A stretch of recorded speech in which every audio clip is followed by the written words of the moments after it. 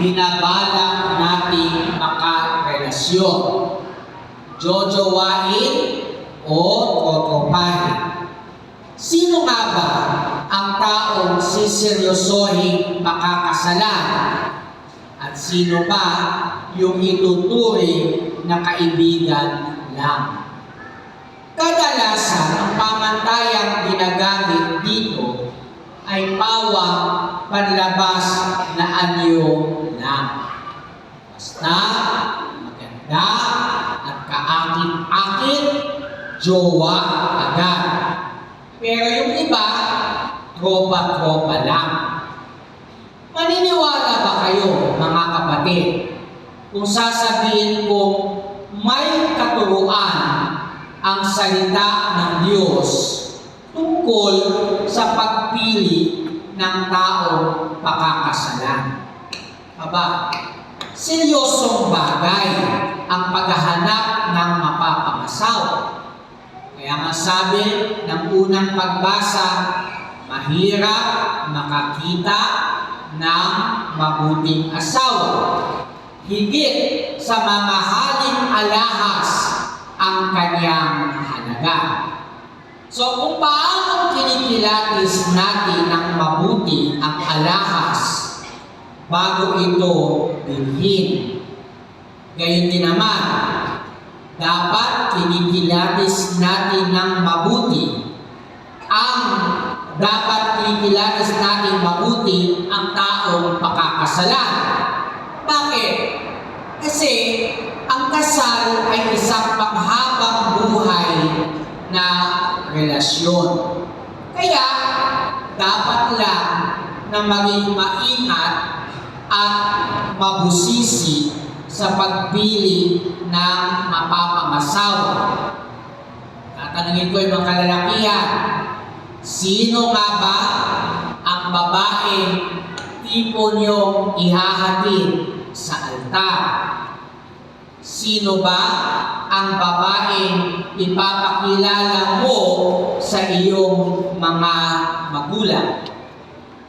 Sasabihin nyo ng makaluma ako, pero inaasahan ko na kapag hinarap ng isang lalaki ang kanyang kasintahan sa kanyang mga magulang, lalo na sa kanyang nanay, malamang ang itatanong ng mga ito sa kanya ay, marunong ba yang magluto?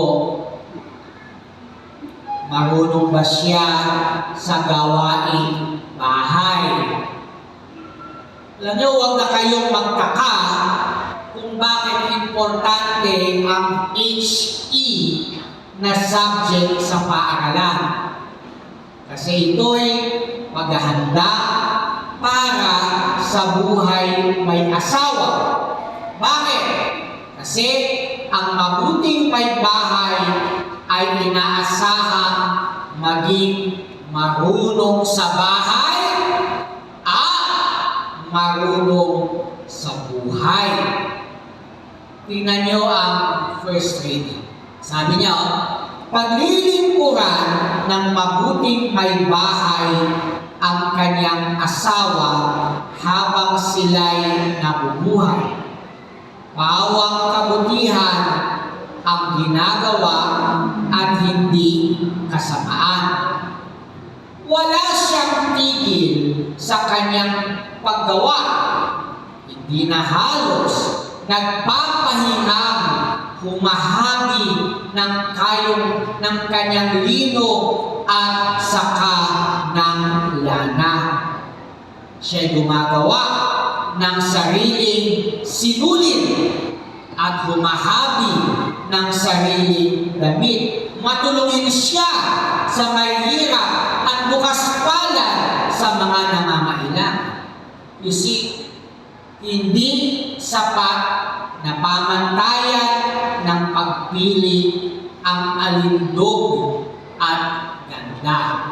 Kasi ang sabi ng first reading, magdaraya ang pang-akit at kumukupas ang ganda.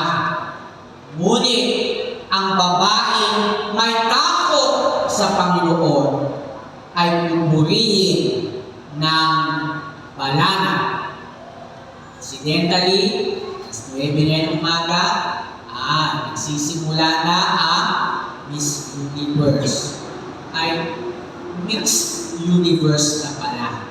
Kasi mixed kasi. Dati, babae. Ngayon, pwede na isali ang transgender. At dati, Miss. Ngayon, pwede na isali ang ina, nanay. Mixed universe na siya. Hindi na siya Miss Universe. Ano kaya yun naman? Ang pamatayan? Siyempre, ganda. Siyempre, alindog. At konting talino. Well, anong sabi ng first reading incidentally sa araw na ito? Ang sabi ay, mapanlinlang, mandaraya, ang pang-akit, at kumukupas ang ganda. Ngunit ang babaeng may takot sa Panginoon ay pupurihin ng lahat. Sa madaling salita, sino ang mabuting may bahay? Sagot, siya ang babaeng masipag at maabilidad. O sige na, maaaring hindi magaling magluto, but at least masipag, at least maabilidad. Yun yun. Masipag at maabilidad. Kaya lang po ninyo, kung kayo ay may anak na babae, turuan nyo magluto. Bakit? The shortest distance to a man's heart is by his stomach. Ay, napasabi ko sa inyo. Kapag champion ang babae ng luto, ay nako, nasabi ko sa inyo, mamahalin siya ng kanyang asawa. Kapag masarap ang luto, ang mami, bihirang kakain sa labas ang daddy. Diba? Bakit kayo kumakain sa labas? Kasi hindi masarap ang luto ni mami. Okay na, kahit hindi magaling magluto, okay lang. Basta, masipag at maabilidad. Noong nakaraan, dapat nga ba, dapat alam mo, sa gabi ng pagong, ang topic natin, pagluluto. Ano-anong topic natin? Dapat meron tayong course on cooking, para mapanatili natin ang pagmamahala ng mag-asawa. Brother Ed, kumuha ka na chef sa susunod. Nagpapara tayo magluto. Noong nakaraang linggo, narinig natin ang talinghaga tungkol sa 10 dalagang naatasang mag-abang sa pagdating ng lalaking ikakasal. Well, ang kasalan, ang isa sa mga paboritong larawang ginagamit ng Panginoon para ipaliwanag sa atin kung ano ang kaharian ng Diyos. Last week, tinignan natin si Jesus bilang lalaking ikakasal. Jesus is the bridegroom. Ngayon, kung siya lalaking ikakasal, sino ang bride? Sino naman ang mapalad na dilag na kanyang napusuang pakasalan? Well, siya ay walang iba kundi ang simbahan. At dahil tayo ay mga kasapi ng simbahan, esposa ni Kristo, ang mga katangian ng isang mabuting asawa ay dapat matagpuan sa atin. Yan ay ang sipag at ang abilidad. Uulitin ko yung sinabi ng unang pagbasa. Pinaglilingkuran ng may bahay ang kanyang asawa. Pinaglilingkuran ng may bahay ang kanyang asawa. Dapat tandaan natin, sige, tanggap ko na. Sa panahon ngayon, talagang we expect yung may bahay ay nagkatrabaho. Bakit? Ang hirap kaya ng buhay. Kailangan ng mag-asawa mismo ang nagkatrabaho. Pero huwag kayong magagalit sa akin, ha? May kasabihan tayo. The man's job is from sun to sun. But a woman's job is never done. What does it mean? Well, ang trabaho ng lalaki from sunrise to sunset. Pero ang babae, kahit siya'y nagkatrabaho na, office hours, pag uwi niya, kailangang harapin pa rin niya ang gawain. We need to look at whether that is true. Kasi, sige na, to help augment the family income, the woman has to work. But remember, the work, the employment is only additional.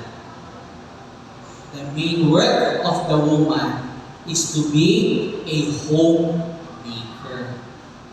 Don't accuse me of being chauvinist, ha? Kasi ang salita ng Diyos mismo ang nagsasabi niyan. Pinaglilingkuran ng may bahay ang kanyang asawa. In fact, ito rin ang mensahe ng talinghagang sinalaysay ng Panginoon sa mabuting balita. Kaya lang, alam po ninyo, mas minamarapat kong pagnilayan yung unang pagbasa kesa doon sa gospel. Bakit? Ito ay sapagkat ang kaugnayan natin sa Panginoon ayon sa talinghaga ay inihambing niya sa relasyon ng mga alipin sa kanilang Panginoon. Tulad ng mabubuting alipin, nararapat lang na tapat natin paglingkuran ang Panginoong Jesus. Ngunit, tandaan ninyo, higit pa sa alipin ang turing niya sa atin. Tinatawag niya tayong mga kaibigan. At sino ang pinakamatalik na kaibigan ng isang tao? Diba? Ang kanyang may bahay. Diba? Lagi narinig kapag yung mga marriage vows, you are my best friend.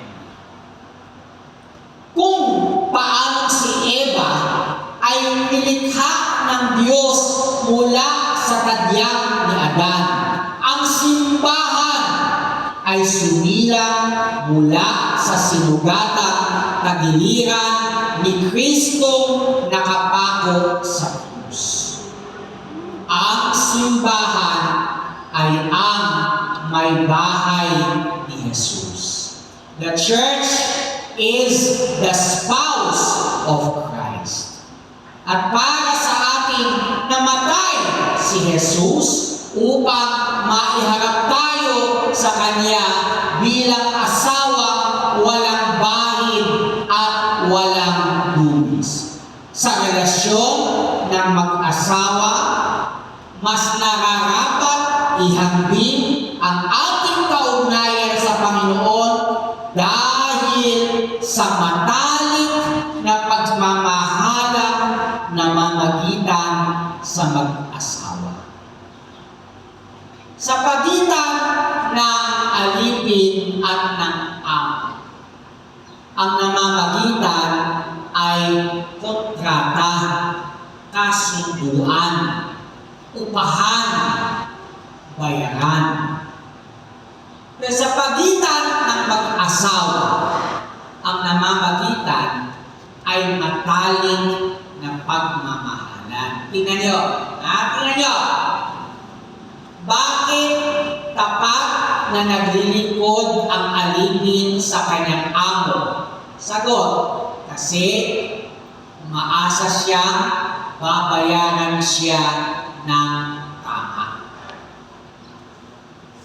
Mas masipag siya, mas magpakitang gilas, aba, malamang mas malaki ang ibabayad sa kanya ang kanyang amo. Pero tingnan ninyo, ang may bahay, pinaglilingkuran niya ng tapat ang kanyang asawa. Suwesweldohan ba ang may bahay? Wala. Hindi kayo binabayaran.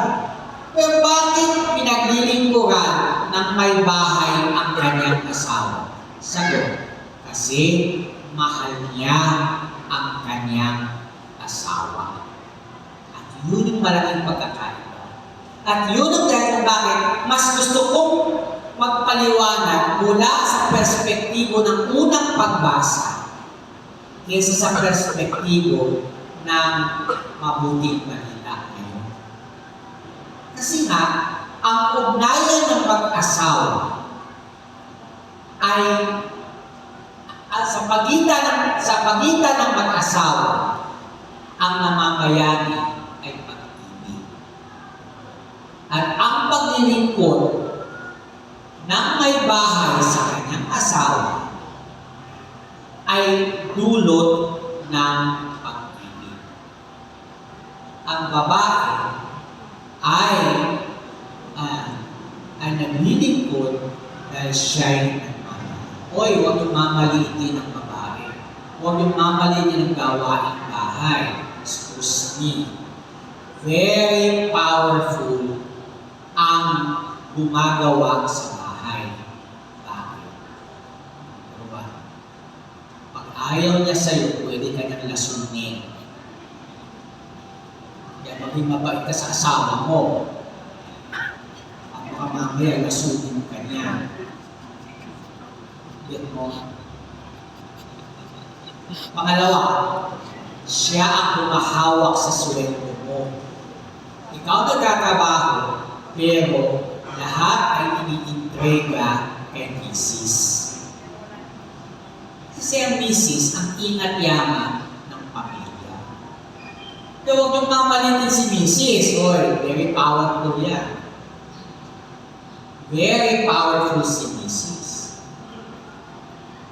Kasi hawak niya ang buhay ng pamilya. Okay? So yun na, sa relasyon ng mag-asawa, magmamahalang matalik ang namamagitan. Pinaglilingkuran natin ang Panginoon, hindi dahil may inaasahan tayong kabayarang tutumbas sa ating paglilingkod.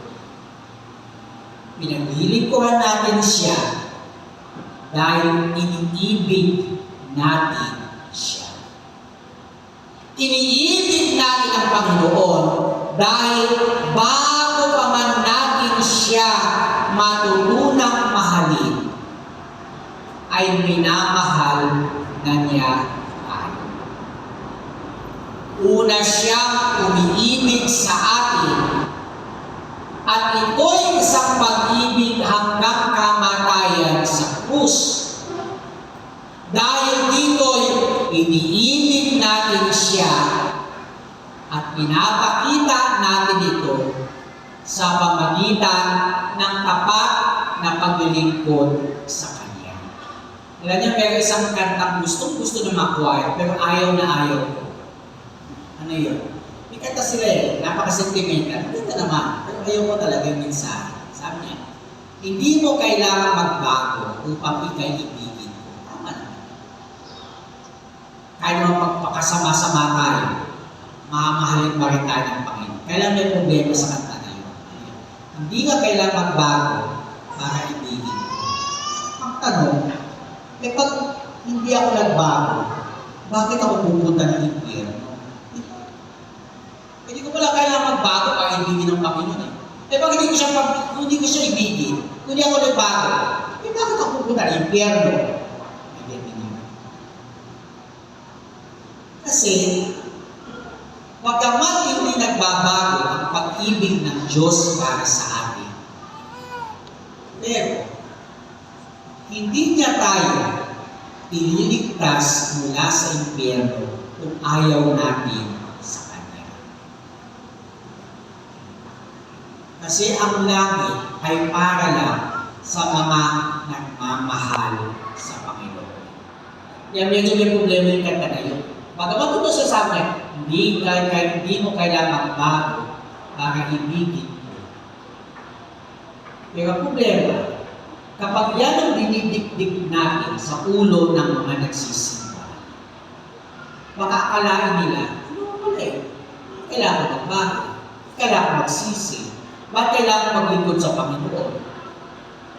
Tapos sa bandang huli, malalaman lang, dahil hindi ka nagbago, impyerno ang punta mo.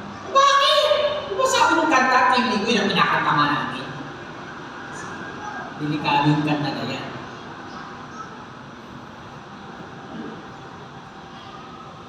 Kailangan paglingkuran natin ang Panginoon. Bakit? Kasi sa pamagitan ng paglilingkod sa Kanya, doon natin na ipapakita ang ating pag-ibig. Pinaglilingkuran natin siya dahil minamahal natin siya. Minamahal natin siya dahil nakikilala natin siya.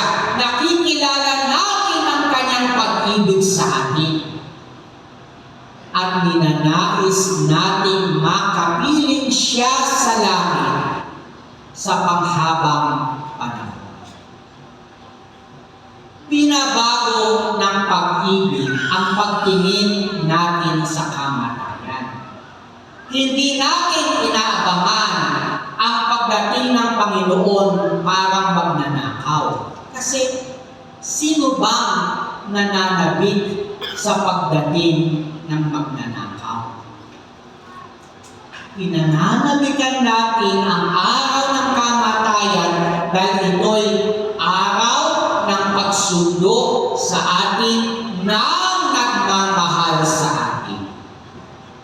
Aalisin niya tayo mula sa mundong ito at dadalhin niya tayo sa paraiso. Pinananabikan natin ang araw na iyon dahil natitiyak natin ang uuwian natin ay labis na umiibig sa atin. Hindi bahay ang naghihintay sa atin, kundi isang tahanan. Ang sasalubong sa atin ay hindi amo. Ang sasalubong sa atin ay isang asawang mapagmahal. O Mary conceived without sin, Pray for us who have recourse to thee. I believe in